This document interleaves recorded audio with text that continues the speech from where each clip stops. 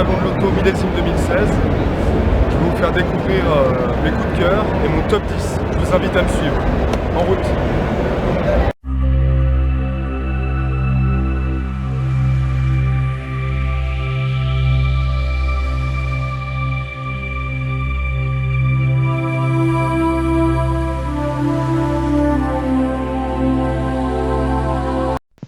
Numéro 10. Bugatti Chiron. La foule était venue en masse pour découvrir la super sportive de série la plus puissante, rapide, luxueuse et exclusive au monde. Cette hypercar est propulsée par le même bloc moteur que l'Aveyron, à savoir un W16 8 litres, 4 turbocompresseurs biétagés, le tout fournissant pas moins de 1500 chevaux et 1600 Nm. Les performances sont juste terrifiantes, avec notamment un 0 à 100 expédié en 2 secondes 5. La vitesse maxi est communiquée à 420 km/h, certains parlent même de 500 km/h, vitesse qui reste tout de même à vérifier. Numéro 9. Seat Leon Cupra R 290 pour 290 chevaux. La concurrence se faisant toujours plus rude, Seat décide d'hausser le ton et de muscler son jeu avec 10 chevaux supplémentaires. Ses rivales directes, à savoir la Peugeot 308 GTI, la Mégane RS Trophy et l'Honda Civic Type R, font toutes partie des tractions avant les plus performantes au monde. Les performances réalisées sur le Nürburgring sont tout simplement bluffantes. À l'intérieur, on retrouve le classicisme de chez Seat.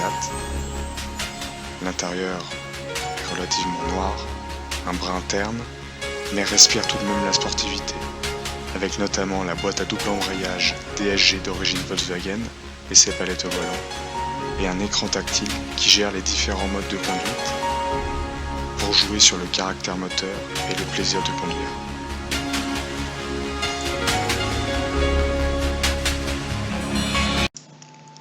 Numéro 8. Honda NSX de seconde génération. Honda lève enfin le voile sur sa supercar qui est animée par un moteur thermique V6 3,5 litres biturbo injection directe de 500 chevaux qui est épaulé par 3 moteurs électriques dont un de 47 chevaux qui est situé entre le moteur et la boîte de vitesse 9 DCT à double embrayage et 9 rapports. Les performances sont au rendez-vous avec plus de 300 km/h en pointe et un 0 à 100 expédié en 3 secondes, malgré ses 1700 kg sur la balance. À 160 000 €, les rivales n'ont qu'à bien se tenir. Numéro 7. Lamborghini Huracan Spider. Cette année, la Huracan enlève le haut, et les premiers clients livrés dès cet été pourront profiter des vocalises de son V10 et 610 chevaux, à ciel ouvert et cheveux au vent. Malgré l'ablation du toit, les lignes restent inchangées. Au contraire, ces courbes sont tout simplement sublimées. Elles restent magnifiques.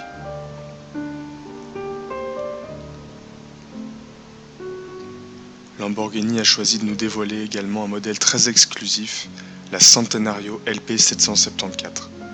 Petit rappel historique. En 1916, c'est l'année de naissance du fondateur de la marque Autoro Ferruccio Lamborghini, et pour lui rendre hommage, la marque dégaine un nouveau modèle en série très limitée. L'avant diffère guère d'une Aventador standard, alors que l'arrière, lui, taillé à la serpe, fait tout dans la démesure, on va le découvrir. Au programme, châssis carbone, carrosserie carbone et appendices aérodynamiques de partout. Elle ne fait pas dans la dentelle. Avec son V12 atmosphérique de 770 chevaux répartis sur les 4 roues motrices, le 0 à 100 est abattu en 2 secondes 8, tandis que la barre des 300 km/h est franchie au bout de 23,5 secondes. Elle est annoncée à 350 km/h, et comme toute Lamborghini en série très limitée, ici produite à 40 exemplaires, son prix risque d'être vraiment astronomique. Numéro 6. Ford Focus RS.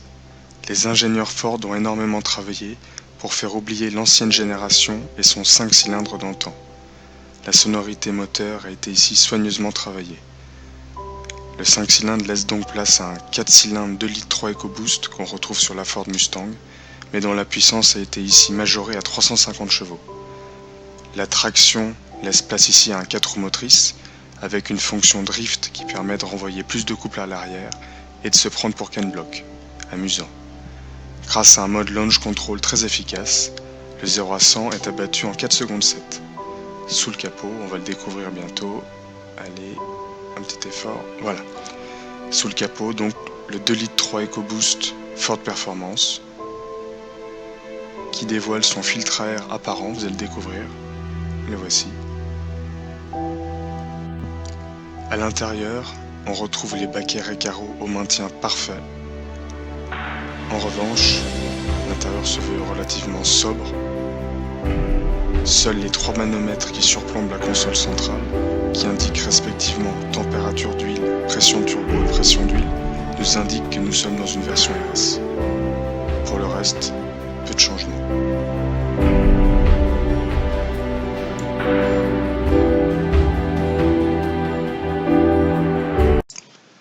Numéro 5. Mercedes C43 AMG Coupé. Souvenez-vous, l'année passée, Mercedes nous dévoilait sa version berline, dénommée C450 AMG 4MATIC, et cette année, à Genève, elle revient ici en version coupée. Les lignes se veulent plus tendues et plus dynamiques. En revanche, la partie moteur reste elle inchangée. On retrouve donc le V6 3 litres biturbo de 367 chevaux et 520 Nm de couple. À l'intérieur, elle est richement dotée et on retrouve un équipement très complet, avec notamment des sièges baquets AMG Performance au maintien impeccable et réglable électriquement. La console centrale est ici habillée de carbone. On peut la voir également en piano laqué ou en chêne noir. La boîte de vitesse est ici une 7G-tronic, donc boîte de vitesse à convertisseur et 7 rapports. Elle se veut très douce, mais en revanche manque de réactivité par rapport à la DCT double embrayage. Cela est bien dommage car c'est son seul vrai défaut. Mercedes nous dévoilait également sa A45 AMG dans une version restylée notamment au niveau des phares, à LED avant et arrière. Pour rappel, il s'agit toujours du 4 cylindres le plus puissant au monde avec 381 chevaux pour un 2 litres. Plutôt pas mal. Le turbo twin scroll à double entrée souffle ici à 1,7 bar. Cette version disposait d'éléments aérodynamiques spécifiques. On retrouve un aileron en noir laqué, ainsi qu'une lame avant et des moustaches. Mercedes dévoilait également une version assez bestiale, la C63 S-AMG dans une édition spécifique, dénommée Edition One. Le bloc moteur reste inchangé, on retrouve toujours le V8 4 litres biturbo développant 510 chevaux, propulsé uniquement sur les roues arrière. À l'intérieur, on va le découvrir très rapidement. On retrouve un véhicule très chic et soigné, et malgré tout ultra sportif. L'équipement est très complet. Toujours les sièges AMG Performance à réglage électrique, la boîte DCT à double embrayage et 7 rapports, et des modes de conduite allant de confort à Sport Plus, ainsi qu'un mode Race pour effectuer des départs canons en exploitant la fonction Launch Control.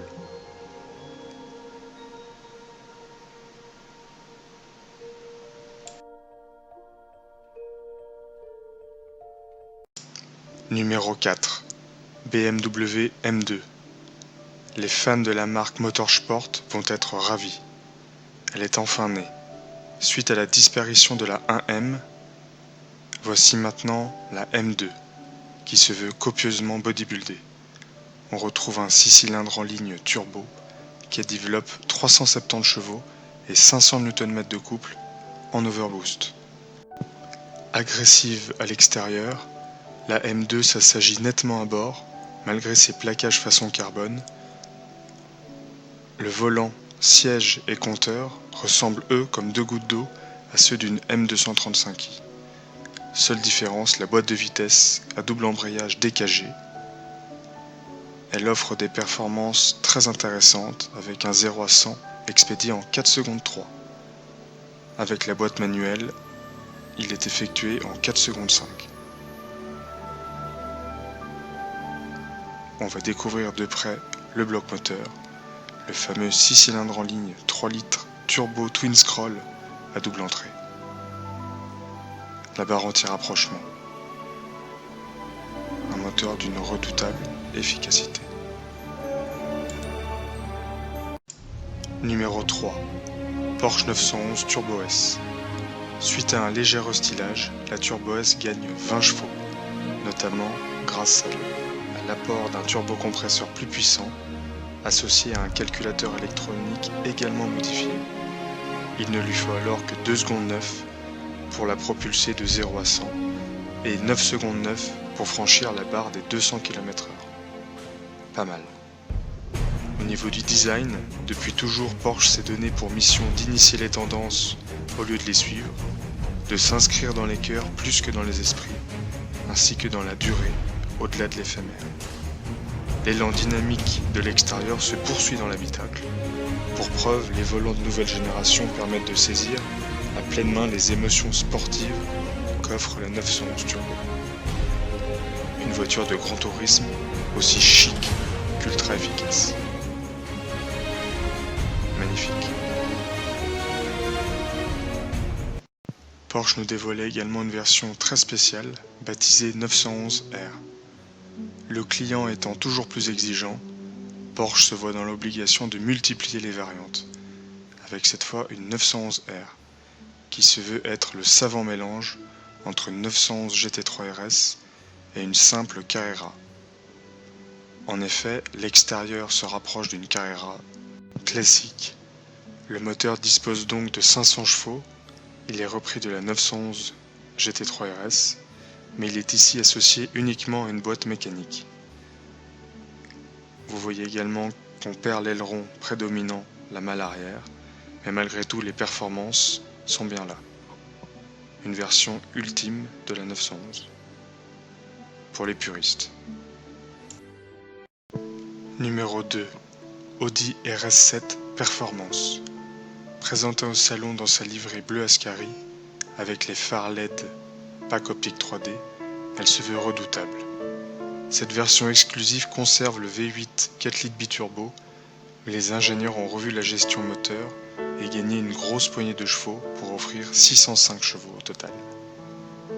Pour passer cette cavalerie, la RS7 peut compter sur sa transmission intégrale quattro. Elle relève un défi très délicat, offrir le confort d'une grande routière et des performances de supercar. Défi relevé. L'intérieur est très chic et ultra sportif, habillé de carbone. La boîte de vitesse est ici une Tiptronic à 8 rapports. Le 0 à 100 est expédié en 3 secondes 7 exactement et 12 secondes 1 pour le 0 à 200. Et les reprises ne lui posent pas de problème grâce aux 750 Nm de couple. Audi nous dévoilait également en avant-première son Audi S4, nouvelle génération. On vous laisse découvrir les clignotants à effet dynamique de toute beauté. Cette S4 nous fera patienter jusqu'à l'arrivée, sans doute en 2017, de sa version plus sportive, la RS4. En attendant, cette version réemploie le bloc V6 3 litres, le compresseur passe au turbo et offre 354 chevaux et 500 Nm de couple. L'intérieur se veut légèrement futuriste et on retrouve ce qui préfigure l'avenir de la marque, à savoir un grand écran central combiné au virtual cockpit. Le grand écran derrière le volant à cristaux liquides regorge d'informations et remplace les classiques compteurs analogiques. On aime ou on n'aime pas, mais quoi qu'il en soit, c'est ce qu'on retrouvera sur les prochaines productions de chez Audi. Et comme toujours, l'ambiance intérieure est ici particulièrement soignée.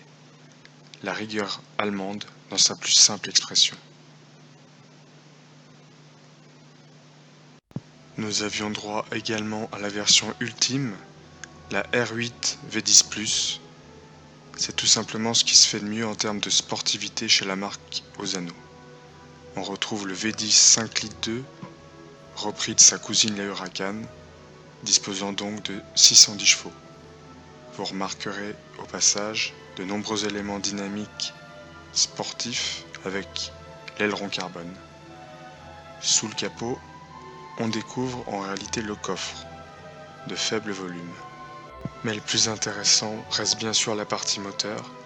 Mode dynamique activé, la sonorité moteur se veut gutturale sous 4000 tours, puis le V10 débute ses premières vocalises, avant de terminer dans les aiguës au régime. Plusieurs couches sonores, une sorte de millefeuille mécanique qui fait froid dans le dos. À l'intérieur, on retrouve l'ambiance très proche de l'Audi TT, avec une planche de bord lisse et le fameux Virtual Cockpit, qui regroupe toutes les fonctions.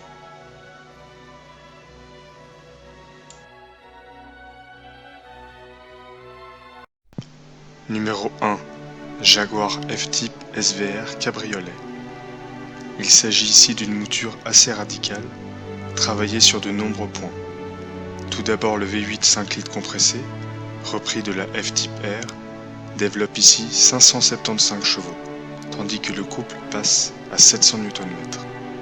Cette F-Type SVR dispose par ailleurs d'un freinage carbone céramique, d'une ligne d'échappement en titane, d'un aileron actif et de jantes spécifiques allégées ou encore de barres anti-roulis retravaillées et de nouvelles suspensions. Le poids tombe légèrement mais reste tout de même conséquent avec 1720 kg pour le découvrable et 1705 kg pour le coupé. Mais malgré tout, les performances sont au rendez-vous. Proposée uniquement en 4 roues motrices, cette F-Type R abat le 0 à 100 en 3 secondes 7 et annonce une vitesse maximale de 322 km/h. Allez, je vous laisse sur mon coup de cœur de l'année 2016.